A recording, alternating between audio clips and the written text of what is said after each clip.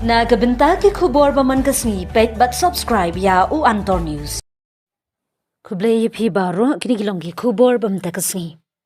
Unong yalam rang ba kaseng VPP ba Ardent mele basayong mon ulawan ra ekakanta jingkali hakador bar mang tingka hakasni ka basaw da kababu jingkali uba snyau bhalang dhar simbut menteri rang ba ubadeiru menteri bapet yakatnat commerce and industries kalale Ayu ka sarkar ya ka maumlu Chera Cement Limited MCCL kalasiu pendem ne ya ka hok jengki nong trei kate katnan.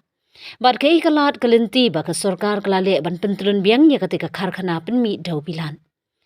Katnu ka sarkar kalabei bat pelut pisa shushu ka ka jengtmu jeng kate katnan ban penbiang penbet ki bala pyrshah ni kate ka jengkeli ki longka Miami di Shira MLA Ampati unong yalam kaliang pyrshah uba Roni Vilingdo MLA Kamilim uba Charles Pingroom.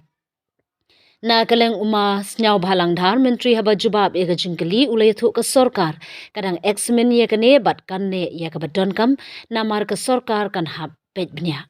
No, Mr. Speaker, sir. The dry process, it was so many items are there and huge amount. So actually, that particular information is not me, Mr. Speaker, sir. So I require notice that what is the amount details spent on dry process. Yes, as of now, the plan is running by dry process. So, may I know whether the new dry process has started commissioning? Mr. Speaker, sir, during that time it was started, but right from 2020 till date the plan was shut down. Till date, right from 2020 during COVID times, till date the plan was shut down. So, since the government is under examination for closing down the MCCL, may I know whether all these stakeholders have been taken into consideration during the examination process? Yeah, Mr. Speaker, sir, numbers of meetings have been held, even at the level of Chief Minister and even at my level also. He has due consultation along with the local MLA, MDC, and the same SORA and all the stakeholders. We are invite them. We have discussed story. Even number of decisions has been held. So even now we are yet to come to the finalizing stage, because yes, it's true that the matter is quite pending long time. So we are, I think maybe within 6 months times we will be able to take a final decision what decision we should take. But whenever we take a decision, I'll make sure that all the stakeholders and the local peoples and the leaders of the area will be on board, and we will take the best decision for the interest of the state and particularly the people of that area, Mamlu and Chera Cement. So thank you for the exhaustive reply. Anyway, can we have an idea as member of this August House, what will be the fate or the destiny of the employees of MCCL in case the government decides to close down the MCCL? Mr. Speaker, I will assure we'll take the right decisions, make sure nobody should be affected. We'll take at the right time. Nobody should be affected. We'll take everybody on board. We'll take a unanimously decision accordingly when the decision is taken.